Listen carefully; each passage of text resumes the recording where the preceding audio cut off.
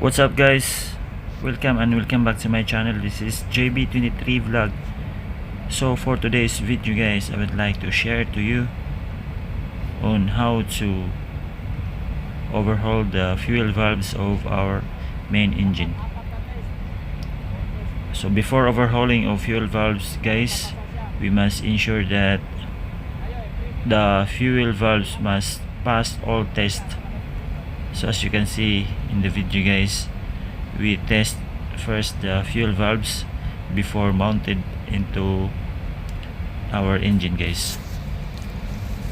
So the test that we are going to do here is the nozzle sealing test, the o-ring sealing test, the non-return valve test, and the opening pressure test, sliding function, flushing, and jet control. So there are acceptance criteria that it must be met guys when testing of these fuel valves. So as you can see guys,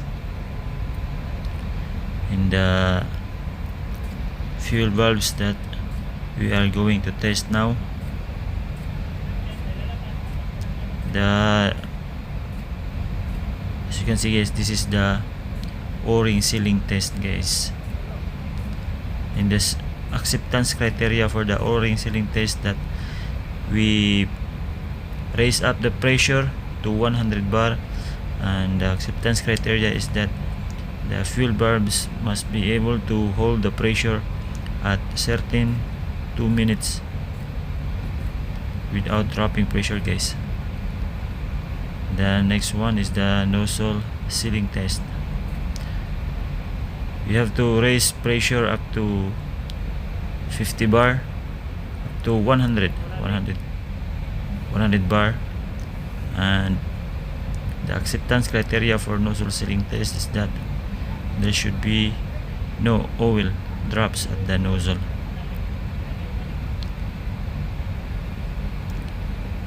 So the non-return valve test guys, must be no any leakages and drops in the nozzle.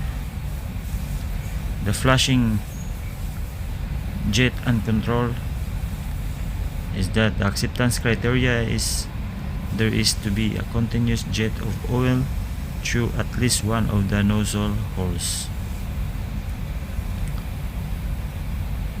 As you can see guys, now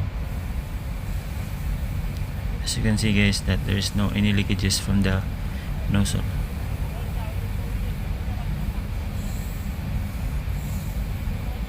So that is the nozzle sealing test guys that I have tested. Now let's proceed to, so we will wait for the 2 minutes guys, that at least the fuel valves can hold the pressure at least 2 minutes without dropping pressure guys. That means that we have effective nozzle sealing test. And now let's proceed to the opening pressure test guys. So this is the slide type fuel valve. The opening pressure is 350 to 430 bar. So in this slide type of fuel valve guys, there is a precaution that we should not attempt to carry out an atomization test on the slide type fuel valves, as they may damage the cut-off slide and nozzle.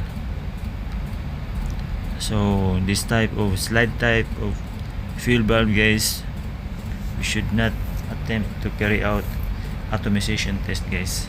This can damage the cut-off slide and the nozzle. So as you can see guys, the opening pressure is within the acceptance criteria, 404 bar. So now guys, let's proceed to our main engine. Now that we have tested the fuel valves, So we start detaching the existing fuel valves from the engine, and this is very important, guys, that we have to secure everything. We have to follow our checklist before carrying out this kind of job. So I just got the video, guys. We completed cleaning the fuel valve assembly, the insert. We done cleaning and lapping using mandrels and lapping tools. So now we are installing the reconditioned fuel valves, guys. Recondition means that we renew the fuel nozzle atomizer and the spindle guide, guys. And every 6,000 hours we have to renew the fuel nozzle atomizer and the spindle guide. So the frequency of this overhauling of fuel valves is in every 8,000 hours, guys. We have to replace and recondition the fuel valves, provided that we renew. If we have new spare, you have to renew the fuel nozzle atomizer, spindle guide. So in the sense of this 16,000 hours, that means that we can reuse the fuel nozzle atomizer and the spindle guide as long as it passed all the tests that I have mentioned. I have shown you before in the first part of this video. So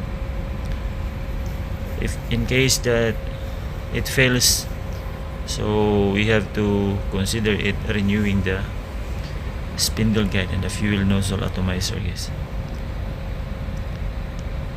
So right now we are extracting the fuel valves from the engine, guys. So as you can see, that's the extracting tool that you have to use in order to detach the fuel valve. So that's the extracting tools, guys. Just slowly remove the fuel valves from the cylinder cover, and just to be precaution, guys, that you should not use any material that can go inside to our engine. It's very dangerous, guys. So we have to be careful every time in overhauling of this fuel valve. So that's the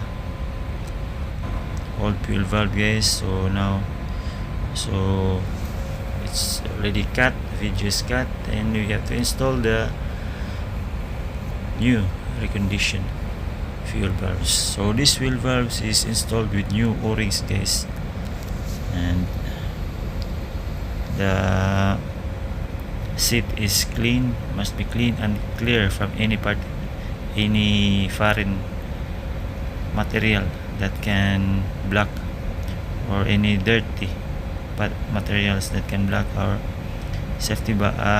our fuel valve.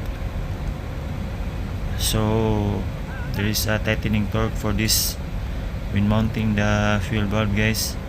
You have to follow all the manual's instruction in tightening of these fuel valves. So when handling also this high pressure pipe, you have to clean properly all the unions and the seat of this high pressure pipe. And for the threaded part, you have to apply anti-seize or the compass slip, and then you have to tie it. So right now, guys, we finish, and every time we have to overhaul the fuel valve. Let's test the engine. As you can see, guys, it's blow first. Now we finish blowing, and we have to test the engine. We should confirm first that our fuel valves is working and there is a moment of injection. When we confirm that, we have to check and be sure that no any leakages, and also that we have to confirm that exhaust gas temperature is rising on that particular cylinder that we overhauled. fuel valves. So as you can see guys, there is a moment of ejection, and we already confirmed that our fuel valves working well, and we have to confirm from the monitor that our exhaust gas is rising guys. So that's important, that everything is confirmed. And until here guys, I hope you learned something about this video. Thank you for watching. Bye bye.